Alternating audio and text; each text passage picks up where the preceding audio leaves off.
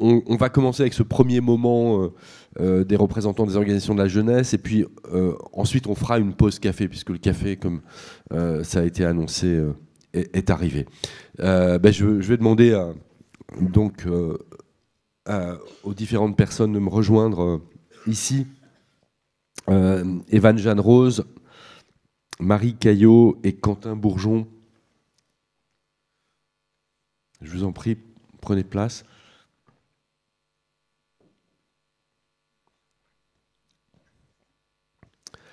Donc Evan Jeanne Rose, qui représente là le groupe des organisations étudiantes et des mouvements de jeunesse du Conseil économique, social et environnemental, le CESE. Marie Caillot, qui est présidente du Conseil d'orientation des politiques de jeunesse. Et Quentin Bourgeon, qui est membre du comité d'animation chargé du développement et des relations humaines du Forum français de la jeunesse. Je ne sais pas qui d'entre vous veut commencer. Peut-être Marie Caillot. Les micros, je pense qu'il faut les allumer. Voilà. Ça marche. Parfait. Donc on va commencer par une non-organisation de jeunesse. Du coup, peut-être préciser ce qu'est le COJ. Alors oui. Je pense que de nombreuses personnes le savent dans la salle, mais pour ceux qui ne le savent pas, autant le partager. Donc le Conseil d'orientation des politiques de jeunesse, c'est un conseil qui a été créé en 2016 et qui est placé auprès de la Première ministre et qui a vocation à participer à la co-construction des politiques publiques qui concernent les jeunes. Donc on travaille à la fois sur l'éducation populaire, l'insertion, mais aussi tout un tas de sujets transversaux. Et l'intérêt du Conseil d'orientation des politiques de jeunesse, c'est que pour élaborer des préconisations qui serviront justement à créer les politiques de jeunesse, on partage des réflexions avec un ensemble d'acteurs qui sont dans différents collèges, on en a 8 au total, et qui concernent à la fois des organisations de jeunesse, le FFJ par exemple est représenté au sein du COJ, mais aussi l'ensemble des acteurs qui participent aux politiques de jeunesse au quotidien. Donc on va également avoir les collectivités territoriales, l'État, les syndicats, les professionnels et des jeunes de manière plus générale. Et donc c'est tout l'intérêt peut-être des constats qu'on peut poser au sein du COJ, c'est qu'ils sont partagés avec l'ensemble des acteurs, qui ne sont pas toujours d'accord, et c'est une chance, puisque du coup ça permet de débattre de tout ça. Par rapport à la présentation qui a été faite précédemment, alors c'est sans surprise qu'on dira qu'évidemment on partage un certain nombre de constats, puisque le COJ a la chance de travailler très régulièrement avec l'INJEP, et la majorité de nos travaux d'ailleurs se basent sur des recherches qui ont été conduites par l'INJEP. Donc effectivement, on partage de nombreux constats. On partage aussi le fait que c'est jamais simple. Quand on parle des jeunes, et on est très attaché à parler des jeunesses, parce que si on veut simplifier, moi je ne sais pas simplifier en fait la situation des jeunes en 2023, parce que les situations sont différentes, qu'on vienne d'une métropole, du milieu rural ou de quartiers prioritaires, qu'on soit en apprentissage, étudiant, sans emploi, qu'on ait 16 ans ou qu'on en ait 25, c'est pas la même chose non plus. Et donc on ne peut pas simplifier forcément cette situation de jeunes en 2023. On a pourtant travaillé sur un document qui avait à vocation à justement dresser un petit peu les grands défis qui allaient pouvoir concerner les jeunes, qui est celui-là. Si vous ne l'avez pas encore lu, je vous conseille vivement sa lecture. Donc les grands défis des années à venir pour les jeunesses, donc que vous retrouverez en ligne sur le site jeune.gouv.fr, et qui avait pour objectif, pour un certain nombre de sujets variés, mais les uns tout aussi importants que les autres pour les jeunesses, de dresser à la fois des constats, mais aussi des préconisations, parce que c'est aussi l'objectif du COJ, c'est au-delà du constat d'aller dans la proposition. Et donc on a travaillé sur la question du logement, de l'éducation, de l'insertion, de la culture, ou encore de l'engagement. Et c'est vrai que moi c'est peut-être sur la partie engagement que j'avais peut-être envie de revenir un peu plus précisément ce matin. Parce que, donc, je le disais, on partage un certain nombre de constats qui ont été dressés par Augustin juste avant, mais ça me semble important peut-être de profiter de ma prise de parole pour apporter quelques éléments complémentaires. C'est vrai qu'on a tendance à présenter les jeunesses comme désintéressés de la politique, parce qu'avec une certaine défiance pour parfois les institutions.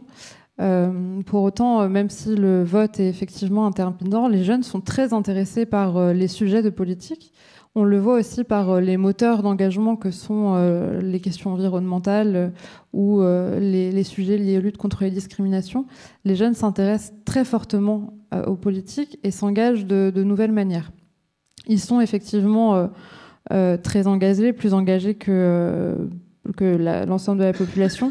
Et la hausse de la participation qui avait été constatée en 2020 et qu'on avait mis sous le compte du Covid en disant ça devrait reculer après, mais en fait, elle s'est confirmée les années suivantes et on peut s'en réjouir.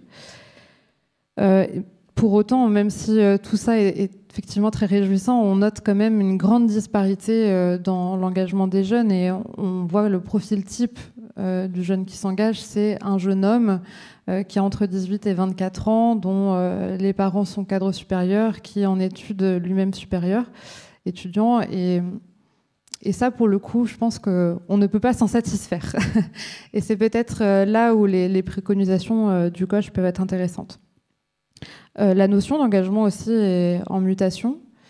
Vous en avez parlé juste avant sur le fait que les jeunes s'engagent davantage que leurs aînés sur les outils numériques, en signant des pétitions, en écrivant des articles, enfin, tout ce qui est possible de faire sur les réseaux sociaux et Internet. Mais il y a aussi je pense que ce sera peut-être partagé avec mes collègues, toute une réflexion qui a eu lieu sur c'est quoi l'engagement et comment un jeune peut s'engager. Alors c'est vrai que les années passées, on a voulu essayer d'encadrer un petit peu cet engagement en disant l'engagement, ce sera le SNU. On a tendance à utiliser le mot engagement pour des choses qui, peut-être pour les organisations de jeunesse ou les organisations associatives, n'étaient pas initialement l'engagement. Je pense au contrat d'engagement jeunesse. En tout cas, il y a une forte réflexion sur cette notion d'engagement et vis-à-vis de ça, il y a quand même un enjeu à reconnaître les différentes formes d'engagement, ne pas les hiérarchiser dans la qualité de type d'engagement. Et donc, alors j'arrive jamais à jauger si je suis bavarde ou pas bavarde, donc vous m'en excuserez. En tout cas, quelques préconisations que nous avons portées suite au constat qui a été partagé avec l'INJEP et que nous avons également pu partager avec l'ensemble des acteurs du COJ. La première chose, c'est que pour répondre à ces défis, pour permettre de diversifier le profil des jeunes qui s'engagent et à ceux qui n'ont pas encore consacré de temps à l'engagement, la première chose, c'est de pouvoir permettre à tous les jeunes de s'engager. Et par rapport à ça, on identifie quelques propositions que je voulais vous partager. La première chose, c'est de pouvoir faire rentrer en fait le milieu associatif et les acteurs de l'engagement à l'école. De pouvoir créer un véritable parcours d'engagement de l'école jusqu'au lycée et pour ça de pouvoir revoir un petit peu aussi le fonctionnement de l'éducation morale et civique. Il y a aussi la nécessité de donner les moyens de s'engager dans son établissement scolaire. C'est une chose de dire engagez-vous, encore faut-il créer des opportunités. Ça peut se faire à l'école, c'est toujours intéressant, mais ça peut se faire aussi en dehors. Et pour ce qui est en dehors, c'est aussi essentiel de pouvoir libérer du temps et des espaces pour s'engager. Il y a aussi la nécessité de pouvoir encourager la place des jeunes dans la société, et ça passe notamment par la reconnaissance de leur engagement, notamment dans les organisations de jeunesse. Et vis-à-vis de ça, il y a un sujet aussi, alors la ministre a dit tout à l'heure, pas trop d'argent, dépenses publiques raisonnables, mais le soutien à la vie associative est quand même un levier important pour permettre aussi aux jeunes de s'engager et de monter en responsabilité dans la gouvernance de leur organisation. Et puis, un des freins à lever, c'est le frein financier. Enfin, il est réel. On donne du temps quand on est bénévole, mais souvent, on donne de l'argent aussi. Parce qu'on le voit, il y a les frais de transport, la mobilité coûte, elle n'est pas toujours prise en charge par les associations. Il va souvent y avoir des temps de sociabilité qui vont nécessiter dans un bar de payer un verre ou de payer son repas. Tout ça, ce sont des freins financiers réels pour des étudiants ou des jeunes qui sont à l'euro près, qui vont faire attention à tout ce qu'ils dépensent. Et là, pour le coup, il y a une responsabilité qui peut être partagée entre à la fois les associations et les pouvoirs publics. Il y a d'ailleurs un certain nombre d'initiatives, je pense à la région Bretagne d'où je viens, qui a mis en place un titre de transport gratuit pour les jeunes qui donnent du temps à une association. Enfin voilà, un trajet TER offert.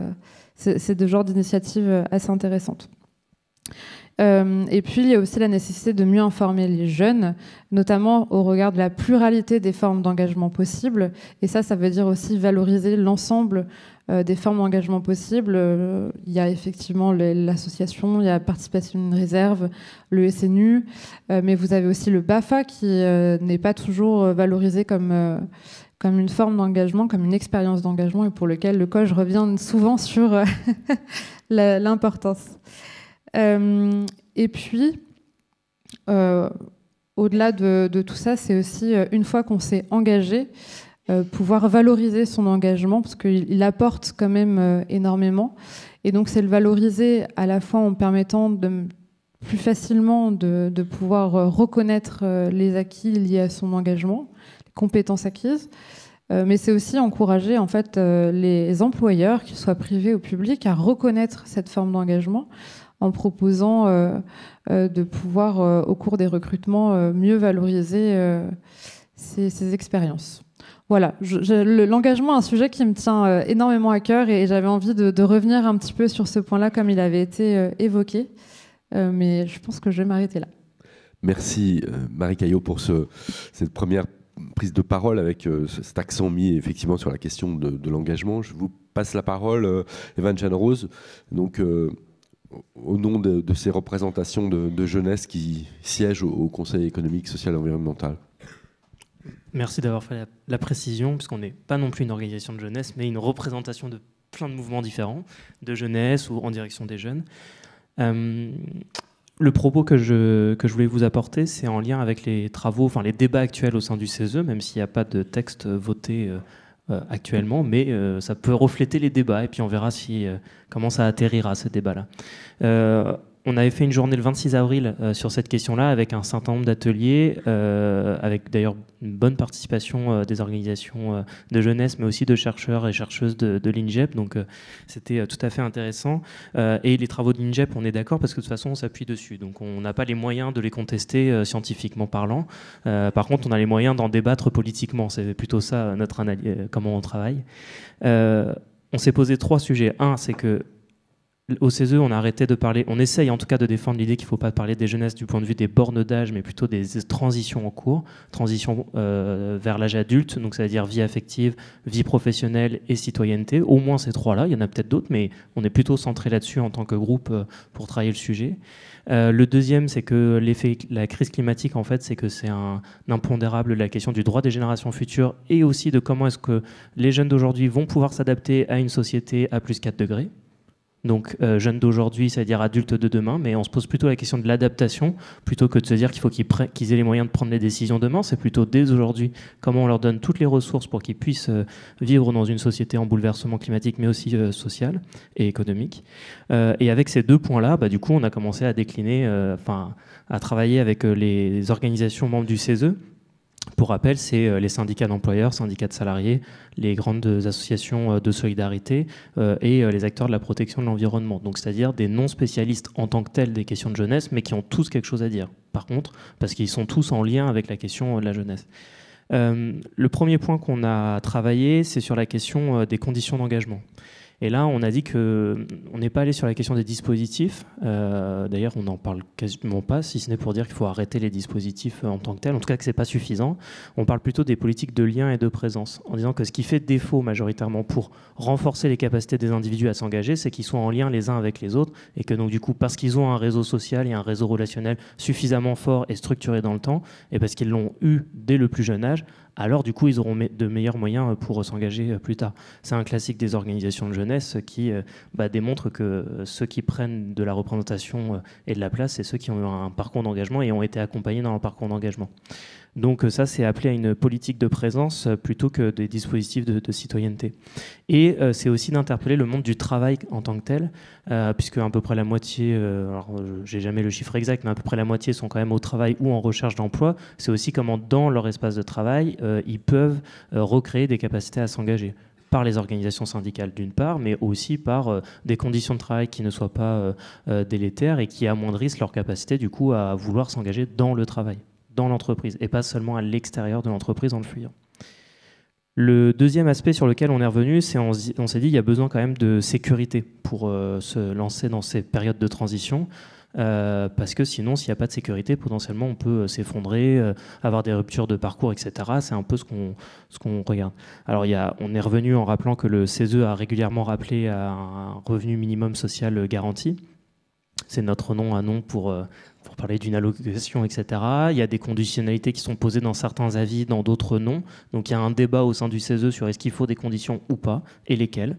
Mais au-delà de ça, en fait, ce qui nous a interpellés, c'est qu'on s'est posé la question ça va pas plaire à l'idée de réduire la dépense publique, ou en tout cas qu'elle va pas bien, mais à se poser la question de l'équilibrage de l'investissement de la nation sur les différentes tranches d'âge, et notamment à cet âge-là, quand on fait avec un focus un peu élargi, pas seulement la redistribution directe, c'est-à-dire les allocations, les minima sociaux, mais bien aussi les services rendus à une population, on s'est dit qu'il y avait peut-être un point de focal à regarder pour rééquilibrer et peut-être remettre un petit peu, par exemple sur les politiques de présence, le soutien aux assos ou à d'autres structures.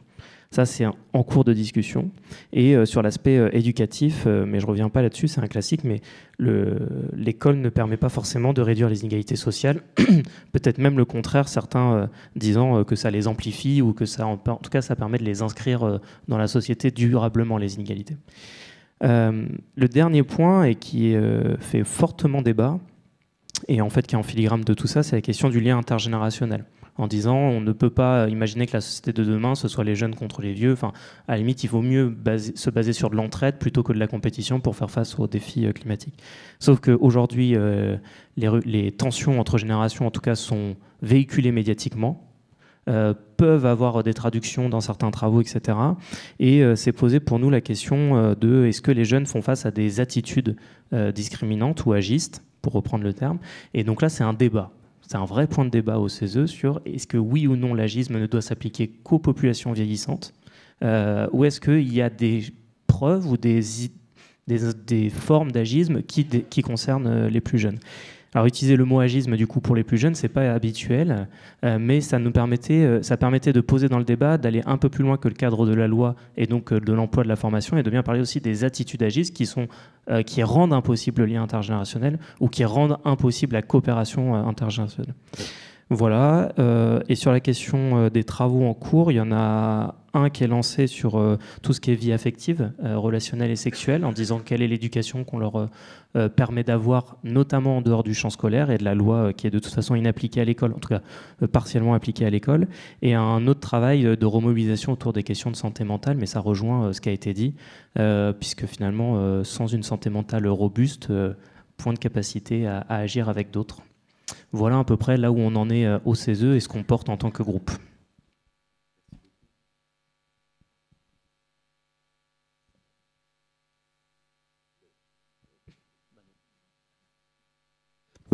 Oui, si ça remarche. Merci beaucoup. Je vous passe la parole, Quentin Bourgeon, pour cette dernière intervention, et peut-être quelques mots d'abord sur l'organisation que vous représentez.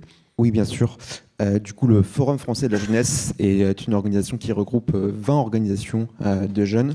On existe depuis maintenant 11 ans, avec donc 4 collèges qui composent le Forum français de la jeunesse, un collège partisan, un collège associatif, un collège étudiant et un collège lycéen, et du coup avec avec une pluralité d'opinions et d'analyses sur les questions de jeunesse qui sont assez intéressantes et qui amènent souvent à avoir des débats assez intenses sur des sujets bien spécifiques, mais avec quand même à chaque fois le l'objectif de produire des avis chaque année, notamment sur des politiques jeunesse, avec une analyse qui soit du coup commune sur l'ensemble des organisations qui sont membres du Forum français de la jeunesse.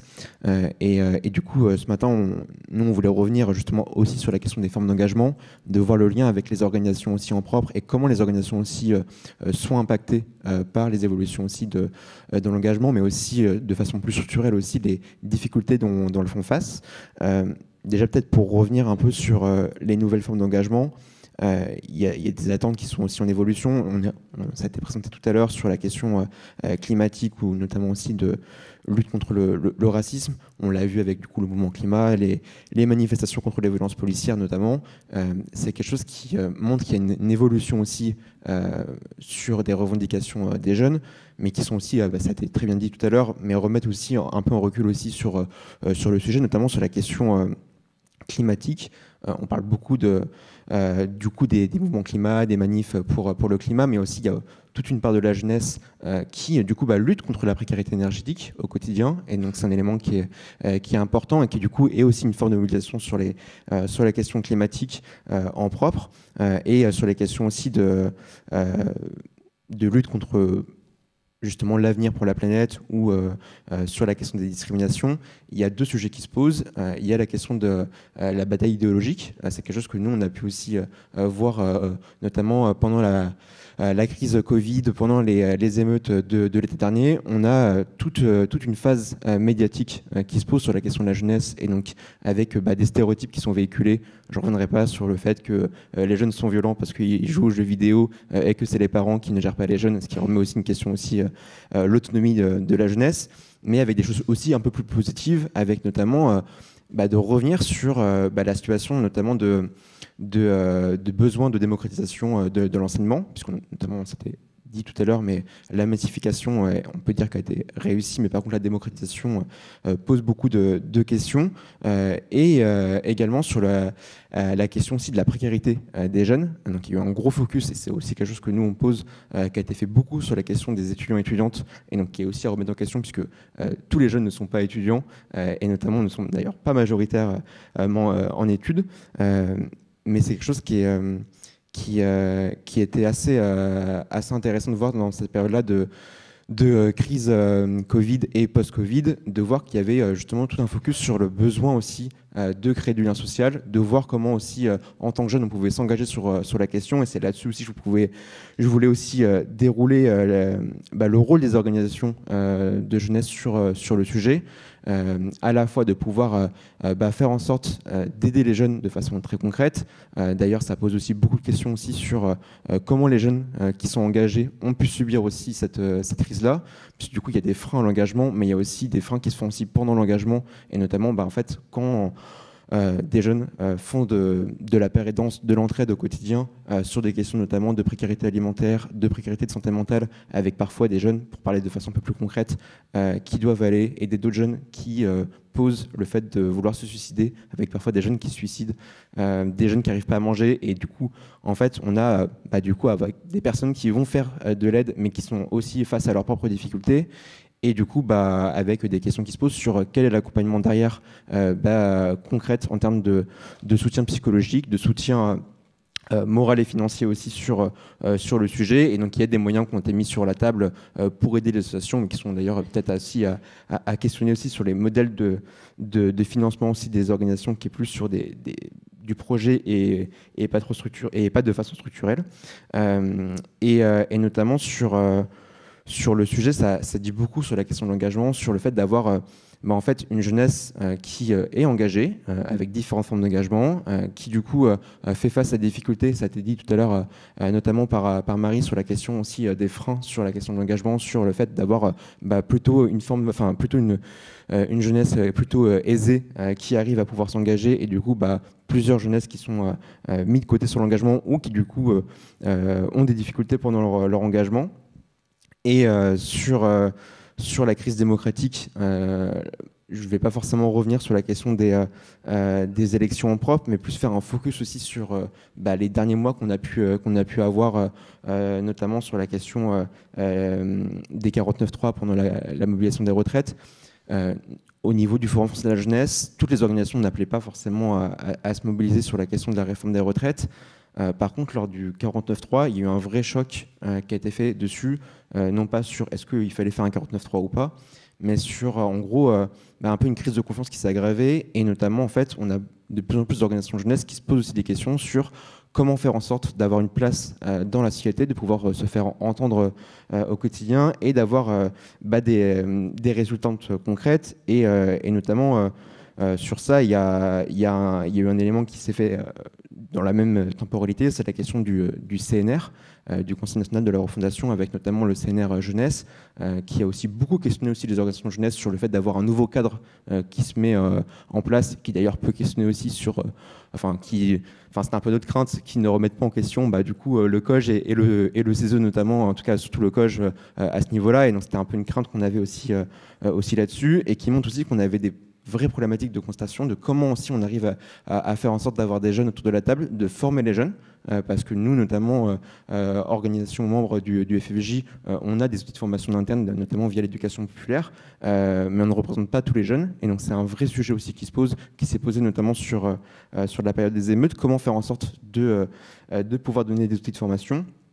Et du coup, ces cadres démocratiques-là, ça questionne énormément, et ça remet aussi en cause la volonté aussi des jeunes de s'engager en disant en fait, on veut bien s'engager, mais quels seraient les résultats de l'engagement, parce qu'en fait, c'est quelque chose qui est assez posé de façon assez régulière au niveau des jeunes qui sont dans les organisations. C'est concrètement comment on transforme la société de façon opérationnelle.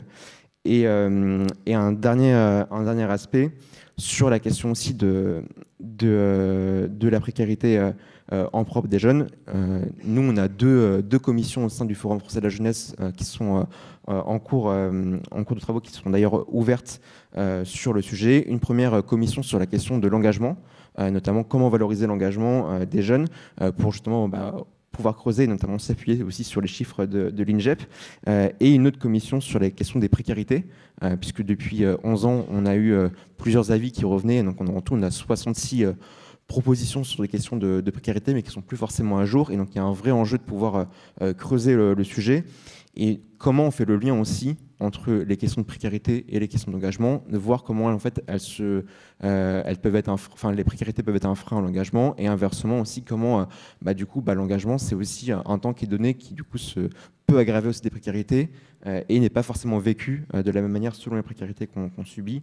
Et un petit dernier point aussi et j'aurai fini après sur mon intervention, mais sur la question aussi de l'enjeu démocratique, au niveau du Forum français de la jeunesse, on est en train aussi de préparer une campagne sur la question des élections européennes. On pense que c'est un temps qui est important, qui a fait d'ailleurs beaucoup de débats aussi en interne au sein du FFJ sur la question de est-ce qu'il faut inciter à voter où il faut aller plus loin sur le sujet et de ne pas s'arrêter uniquement sur la question des élections européennes et quelles propositions on peut faire concrètement. Et du coup, pour donner un peu la résultante, l'idée c'est justement de faire en sorte de faire remonter aussi des propositions de jeunes, de donner la parole aussi directement aux jeunes et de voir aussi comment on peut interpeller aussi les pouvoirs publics, des chercheurs et des chercheuses aussi sur le sujet, et de montrer qu'il y a un enjeu sur la période des élections européennes pour remettre aussi les jeunes aussi autour de la table. Voilà. Merci beaucoup. À tous les trois, on a bien compris l'insistance autour de la question de l'engagement, qui semble vraiment centrale, peut-être par hasard non plus s'agissant de personnes engagées sur ces questions.